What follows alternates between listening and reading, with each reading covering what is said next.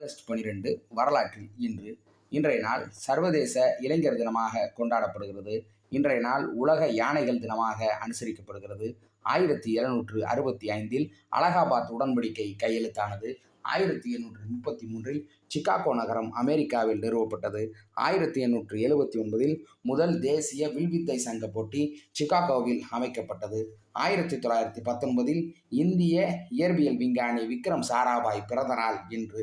1961 federal கடல்சார் ஆணையம் அமெரிக்காவில் நிறுவப்பட்டது. 1964 தென்னாப்பிரிக்காவின் இனவாத அரசியல் காரணமாக அந்நாட்டுக்கு ஒலிம்பிக் போட்டிகளில் பங்கு பெற தடை விதிக்கப்பட்டது. 1978 ஜப்பான் சைனா நட்புறவு உடன்படிக்கை கையெழுத்தானது.